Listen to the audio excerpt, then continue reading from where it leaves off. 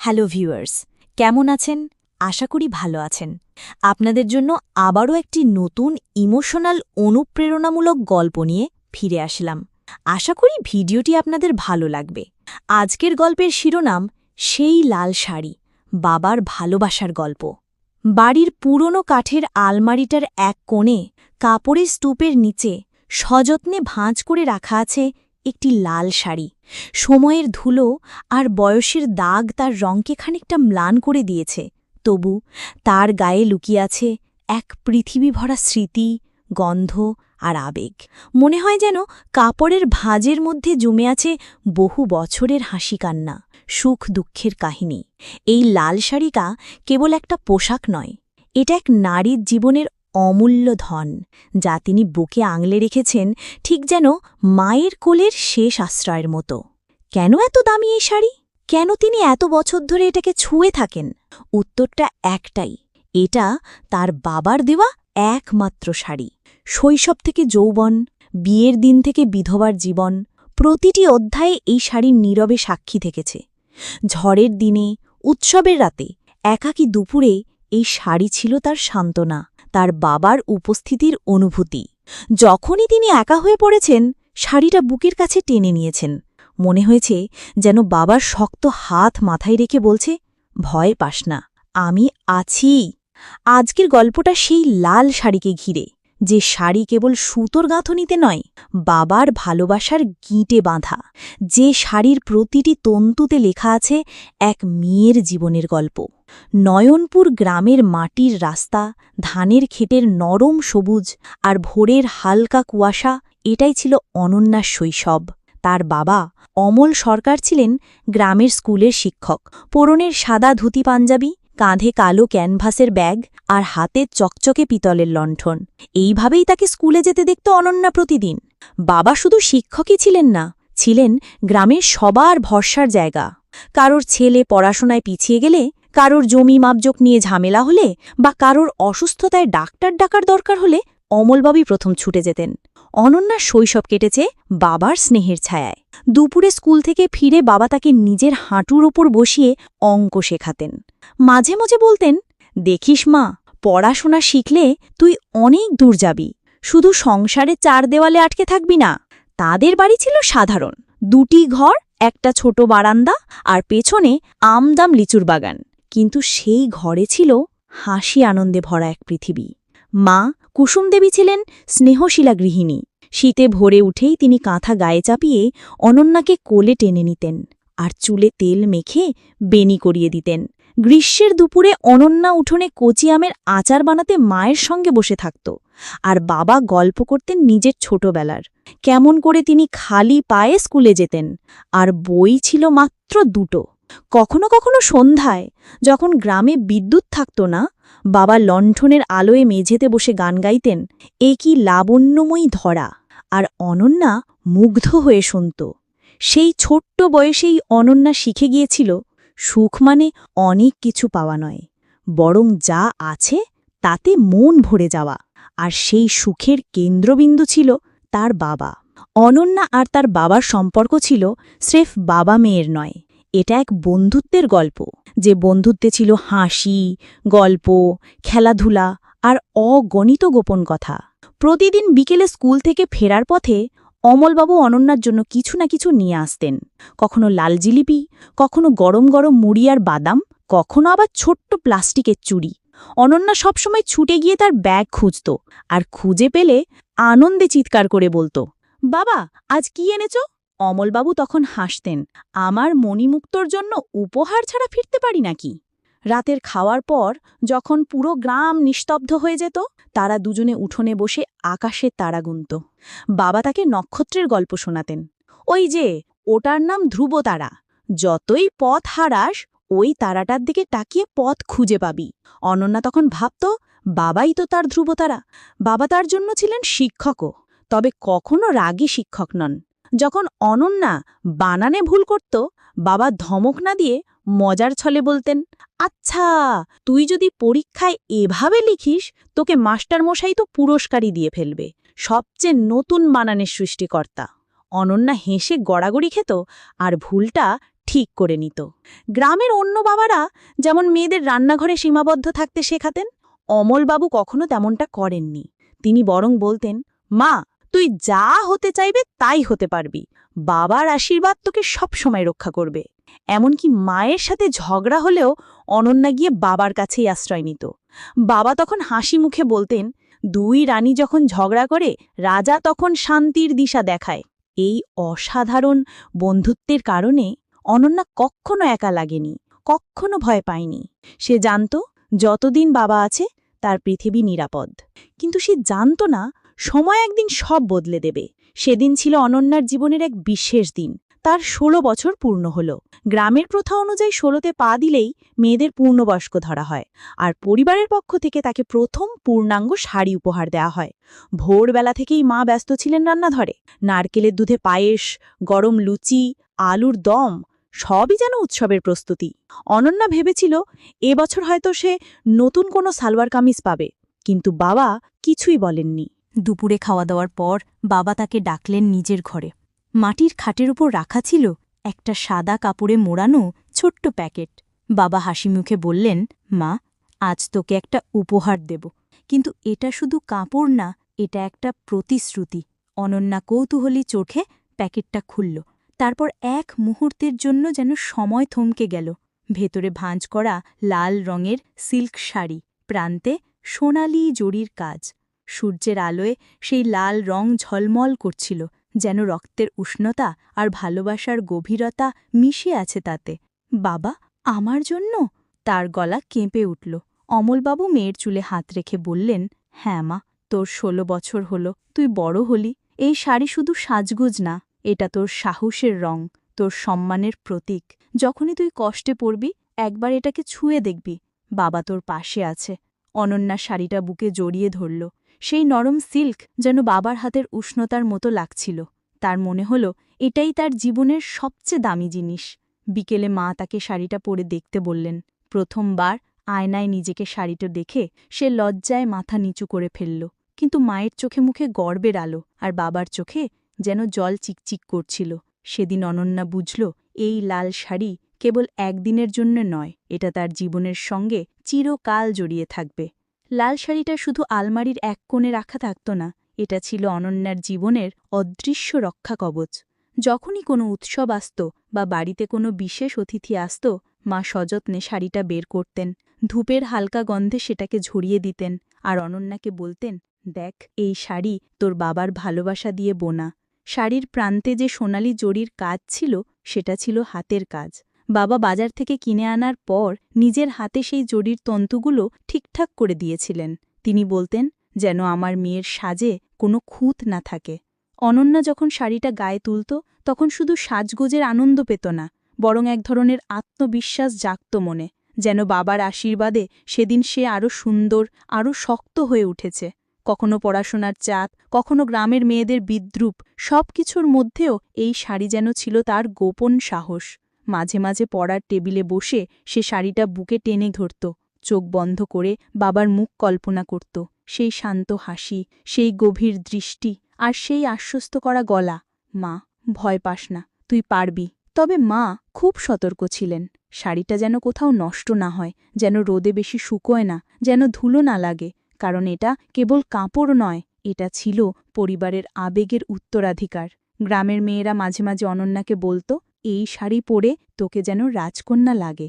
অনন্যা তখন শুধু হেসে বলত, এটা শুধু শাড়ি নয়, এটা আমার বাবার হাতের আশীর্বাদ।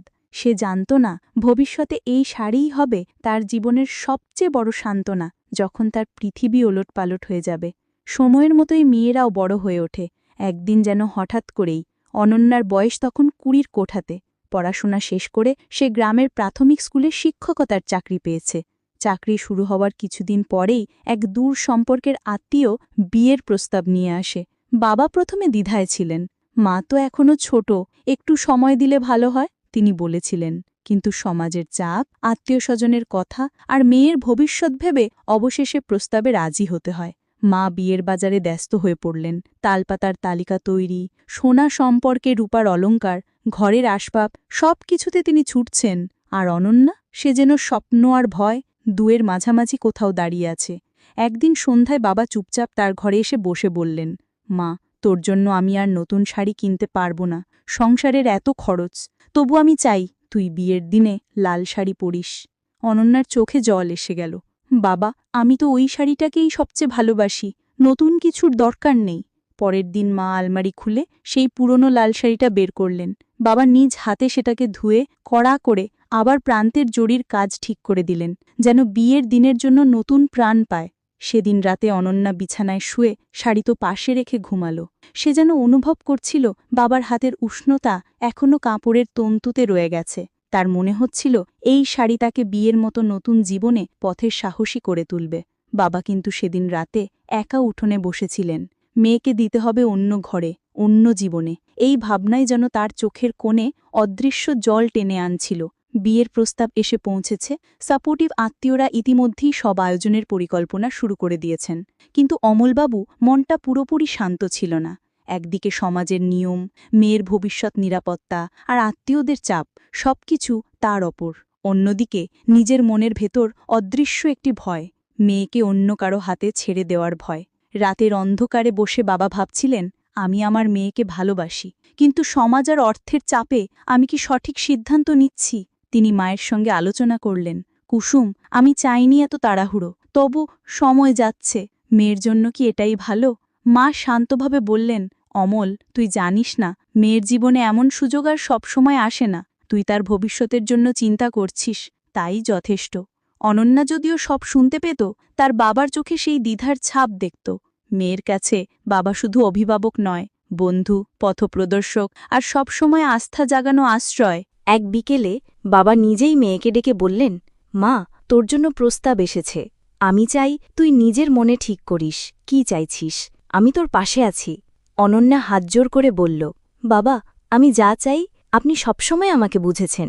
আমি বিশ্বাস করি আপনার আশীর্বাদ থাকলে সব ঠিক হবে। বাবা কাঁপতে থাকা হাত মুছে দিয়ে বললেন, ঠিক আছে মা, তুই নিজের সিদ্ধান্ত ন, আমি তোর পাশে আছি। সেদিন রাতের আকাশের নীরবতা যেন বাবার ভেতরের দ্বিধা, ভয় এবং মেয়ের প্রতি অসীম ভালোবাসার প্রতিচ্ছবি। লাল শাড়িটা আলমারির মধ্যে ঝলমল করছে, যেন জানাচ্ছে এটি শুধু সাজের পোশাক নয়, বাবার ভালোবাসার ছায়া। সকালটা ভোরের কুয়াশার মতো ধোঁয়াশা ছিল। অনন্যা বিয়ে দিতে যাওয়ার দিন। ঘরের প্রতিটি কোণে বাতাসে যেন শোক আর আনন্দের মিশ্রণ। মা রান্নাবান্না, ঘর সাজানোর তাড়া করছেন।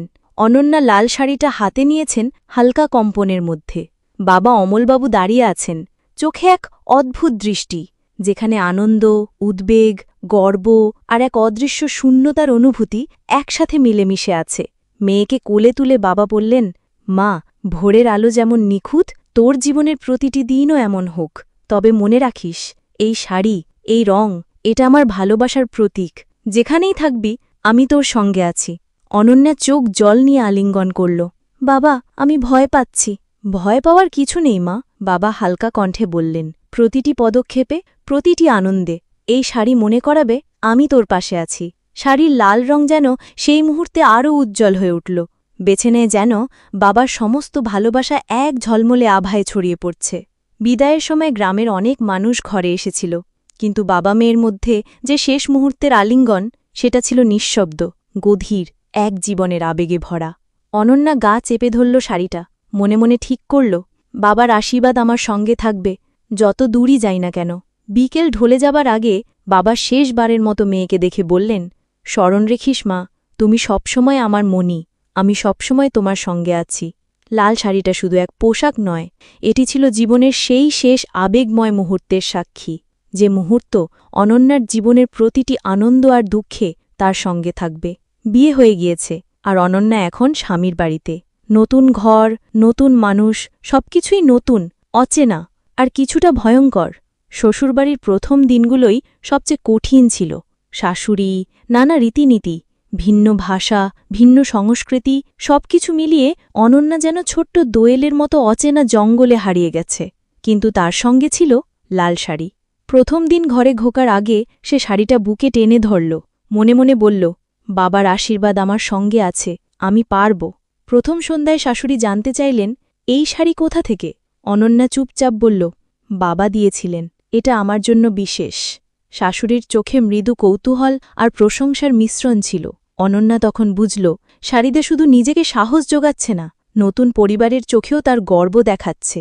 নতুন জীবন মানে নতুন দায়িত্ব, রান্না, পরিষ্কার পরিচ্ছন্নতা, অতিথি আপ্যায়ন, সবকিছু একসঙ্গে সামলাতে হবে। প্রথমে ছোট ছোট ভুল, লজ্জা সবই হয়েছিল, কিন্তু শাড়ি বুকে টেনে ধরে অনন্যা নিজেকে ভরসা দিত। যেমন তার বাবা বলতেন, ভয় পাওয়ার কিছু নেই, সাহস থাকলে সব সম্ভব। কিছুদিন পর স্বামী তার প্রশংসা করল, তুমি সবকিছুতেই নিখুঁত হতে চাও, তা সত্যি প্রশংসনীয়। অনন্যা হেসে বলল, এটা শুধু শাড়ি নয়, এটা বাবার আশীর্বাদ। আমার সাহস এখানে লুকানো। নতুন ঘর, নতুন মানুষ, নতুন নিয়ম, সবই চ্যালেঞ্জ। কিন্তু লাল শাড়ি ছিল তার নীরব সহচর, যা তার বাবার ভালোবাসা, সাহস আর শক্তি প্রতিফলিত করত। প্রথম মাসগুলো শ্বশুরবাড়িতে কঠিনই ছিল। শাশুড়ি, নানা রীতিনীতি, অতিথি আপ্যায়ন, সবকিছুই নতুন এবং চাপপূর্ণ। অনন্যা দেখল, যাদের সঙ্গে ছোটবেলায় তিনি খোলামেলা কথা বলতেন, এখন তাদের সামনে সবকিছু বলার সাহস নেই। কিছুদিন পর শাশুড়ি খোঁচা দিতে শুরু করলেন, এইভাবে রান্না করলে অতিথিরা খুশি হবে না। অন্যরা চোখ বুলিয়ে তাকায়, অনন্যা মনে মনে কাঁদতে চায়, কিন্তু শাড়ি বুকে টেনে ধরে সে নিজেকে বলল, বাবা বলতেন, ভয় পেও না, সাহস থাকলে সব সম্ভব। যখন স্বামী বাড়ি ফিরে অতিথির প্রশংসা করলেন, অনন্যার মনে শক্তি ফিরে এলো। সে বুঝল, এই শাড়ি শুধু সাজ নয়, এটা তার আত্মবিশ্বাসের উৎস। রাতের নিঃশব্দে, যখন সবাই ঘুমোচ্ছে, অনন্যা শাড়ি বুকে জড়িয়ে বসে বাবার মুখ কল্পনা করত। তুই পারবি মা, তোর সাহসই তোর শক্তি। শ্বশুরবাড়ির কঠিন বাস্তবতা তাকে হাল ছাড়তে বাধ্য করতে পারত না। লাল শাড়ি ছিল নীরব শক্তি, যা তাকে প্রতিটি চ্যালেঞ্জ মোকাবিলায় সাহস দিচ্ছিল। রাত্রি নামার পর ঘর ভেঙে নিঃশব্দ। শাশুড়ি আর আত্মীয়রা ঘুমিয়ে গেছে। অনন্যা একাকী কাঁদতে কাঁদতে বালিশে মুখ গুজেছে। মায়ের কোলে না থাকায় বাবার হাতও নেই, কিন্তু লাল শাড়ি বুকে জড়িয়ে সে কিছুটা সান্ত্বনা অনুভব করছে। শাড়িটা শুধু কাপড় নয়, এটি তার বাবার আশীর্বাদ, যা তাকে শান্তি দিচ্ছে। মাঝে মাঝে সে ছুটে যেত বাগানে, যেখানে ছোটবেলায় বাবা তাকে গল্প শোনাত। কিন্তু এখন শুধু শাড়ি আছে, যা বুকে আঁকড়ে ধরে, কান্না লুকিয়ে রাখে, আর নিজের স্বামীর সঙ্গে কখনো কথা বলা যায় না, ভাবনা ভাগ করা যায় না। কিন্তু শাড়ি ছুলে মনে হয়, বাবা আছেন, সব ঠিক হয়ে যাবে। এই রাত্রিগুলোতে শাড়ি ছিল তার গোপন বন্ধু, যেখানে সে মুক্ত হয়ে কান্না করতে পারে, দুঃখ শেয়ার করতে পারে, আর নতুন শক্তি নিতে পারে। একদিন সে ঠিক করল, যতই কঠিন জীবন হোক না কেন, এই শাড়ি তাকে সাহস দেবে, বাবার ভালোবাসা চিরকাল মনে রাখাবে। এক সকালে গ্রামের ডাক্তার এলো, হাতে কাগজে লেখা রিপোর্ট নিয়ে। মায়ের চোখে চিন্তার রেখা, অনন্যার মনে অদ্ভুত শূন্যতা। ডাক্তার চুপচাপ বললেন, অমলবাবুর স্বাস্থ্য ভালো নেই, তার হার্টে সমস্যা আছে। অনন্যা মুহূর্তে স্থবির হয়ে গেল। বাবার সাথে শেষ দেখা, শেষ আলিঙ্গন, শেষ কথোপকথন সব মনে পড়ে গেল। সে বুঝতে পারল, শাড়ি বুকে টেনে ধরে বাবার উপস্থিতি আর দূরে থাকবে। স্বামীকে খবর দিলেও সে বুঝতে পারল, বিয়ে হলেও বাবার সম্পর্ক কখনো হারিয়ে যায় না। অনন্যা ছুটে গ্রামের বাড়িতে পৌঁছল। বাবার মুখ দেখল, শান্ত, কিন্তু চোখে অসুস্থতার ছাপ। মা, আমি ঠিক আছি, বাবা বললেন, কিন্তু কণ্ঠে কাঁপন। অনন্যা তার হাত ধরল, শাড়ি বুকে আঁকড়ে ধরল। বাবা, সব ঠিক হয়ে যাবে, আমি আপনার পাশে আছি, সে বলল। বাবার চোখে গর্ব আর ভালোবাসার মিশ্রণ। মা, তুই সবসময় সাহসী, এই লাল শাড়ি যেন তোর শক্তি হয়, তিনি হেসে বললেন। এই দিন অনন্যার মনে প্রতিজ্ঞা জন্মাল, যতদিন শ্বাস থাকবে শাড়ি বুকে আঁকড়ে রাখবে, বাবার স্মৃতির সঙ্গে বাঁচবে, বাবার ভালোবাসাকে জীবনে অমর রাখবে। সকালটা অদ্ভুত নীরব ছিল। বাবার শয্যায় বসে অনন্যা শাড়ি বুকে আঁকড়ে ধরেছে। বাবার কণ্ঠ কাঁপছিল, কিন্তু চোখে তার ভালোবাসার ঝলক ছিল, যেমন সব সময় ছিল। মা, আমি গর্বিত তোমার ওপর, বাবার কণ্ঠে সামান্য কম্পন। অনন্যা তার হাত ধরে বলল, বাবা, সব ঠিক হয়ে যাবে, আমি সবসময় আপনাকে মনে রাখব। বাবা হালকা হেসে বললেন, এই লাল শাড়ি সবসময় তোমার সঙ্গে থাকবে, আমার ভালোবাসা এতে বোনা আছে। বিরহের সেই মুহূর্তে অনন্যা চোখে জল ধরে রাখতে পারল না। শাড়ি বুকে আঁকড়ে ধরে সে ভাবল, এই শাড়ি যেন বাবার শেষ আলিঙ্গনের প্রতীক। ঘণ্টার পর ঘণ্টা তারা চুপচাপ বসেছিলেন। বাবার হাত ধীরে ধীরে নরম হল, চোখ বন্ধ হল। অনন্যা বুঝতে পারল, বাবা তার চিরন্তন যাত্রায় পাড়ি দিয়েছেন। সে কেঁদে কেঁদে বলল, বাবা, আপনি ছাড়া আমি কি পারব? শাড়ি বুকে আঁকড়ে ধরেই সে অনুভব করল, বাবার উপস্থিতি এতটাই গভীর যে মৃত্যুও তা শেষ করতে পারবে না। লাল শাড়ি শুধু কাপড় নয়, এটি বাবার ভালোবাসা, সাহস আর জীবনের শক্তির প্রতীক। সে ঠিক করল এই শাড়ি বুকে রেখে বাবার আদর্শ আর ভালোবাসাকে জীবনভর ধরে রাখবে। বাবা চলে যাওয়ার পর অনন্যার ঘর যেন শূন্য হয়ে গিয়েছিল। প্রতিটি কোণে, প্রতিটি জিনিসের মধ্যে বাবার উপস্থিতি আর ছিল না। শিশুর মতো সে প্রথমে অচল হয়ে বসেছিল। চোখে অগণিত প্রশ্ন, কেন এমন হল? গ্রামের ছোট্ট বারান্দা, যেখানে বাবা গল্প শোনাতেন, এখন শুধু নিঃশব্দ। সেই লাল শাড়ি আলমারিতে রাখা, কিন্তু বুকে আঁকড়ে ধরলেই মনে হয় বাবা এখনও আছেন। প্রতিদিন সকাল থেকে রাত অনন্যা বাবার স্মৃতি আর শাড়ির উষ্ণতায় জীবন চালিয়ে যাচ্ছিল। শ্বশুরবাড়িতেও নতুন দায়িত্ব বাড়ছিল, শাশুড়ি, স্বামী এবং নতুন আত্মীয়দের সঙ্গে সম্পর্ক মজবুত করতে হবে। কিন্তু বাবার পরামর্শ নেই, আর কোনো প্রতিবাদ করলে কেউ বুঝতে পারবে না। এই একাকিত্বের এই অনুভূতি আরও গভীর হল। রাতের নিঃশব্দে শাড়ি বুকে আঁকড়ে ধরে সে কেঁদে কেঁদে ভাবত, বাবা ছাড়াই জীবন কি পারব? কিন্তু একদিন অনন্যা নিজেকে বুঝিয়ে দিল, শাড়ি শুধু স্মৃতি নয়, এটা তার শক্তি। বাবার শিক্ষা, বাবার ভালোবাসা, বাবার সাহস সবই এই শাড়িতে বোনা।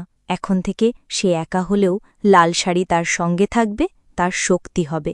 বাবার মৃত্যুর পর অনন্যা বুঝতে পারল, জীবন থেমে থাকে না।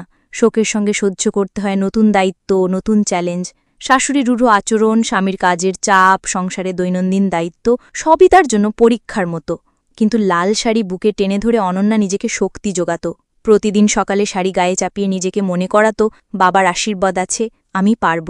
স্কুলে কাজ করতে করতে অনন্যা নতুন পরিকল্পনা শুরু করল। শিক্ষিকাদের সঙ্গে মিটিং, ছাত্রদের উন্নতির খাতা, শিক্ষার মান বাড়ানোর চেষ্টা, সবকিছুই তার দায়িত্বের অংশ।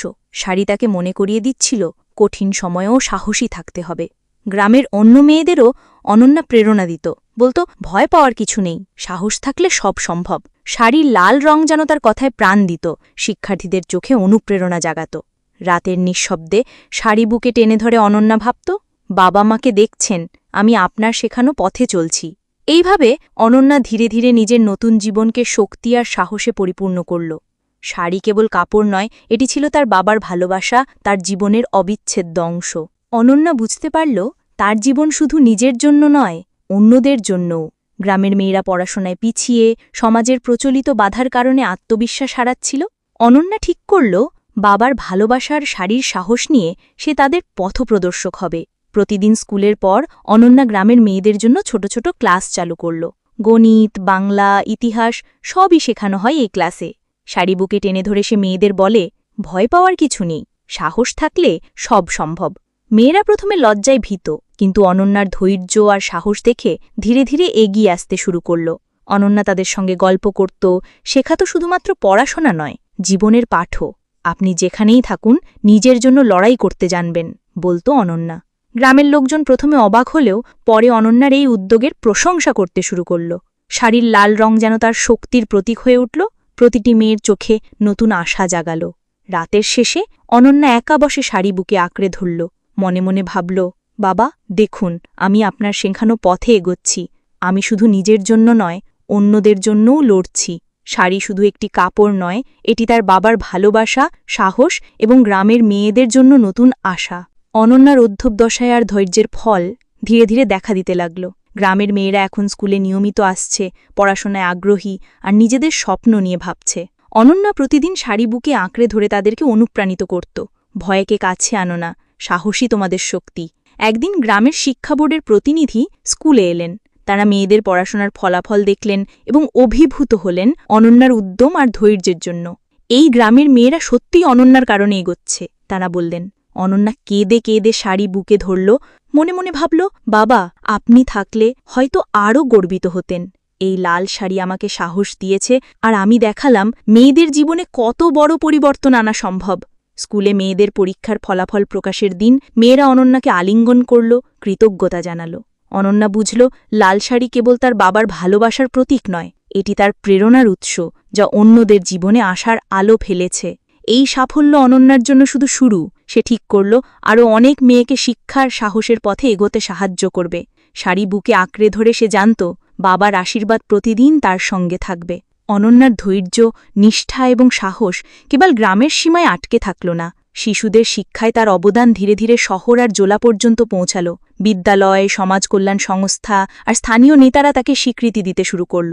একদিন জেলা শিক্ষা পরিদর্শক এসে বললেন, অনন্যা, আপনার উদ্যোগ সত্যিই প্রশংসনীয়। গ্রামের মেয়েদের জীবনে আপনি নতুন আলো নিয়ে এসেছেন।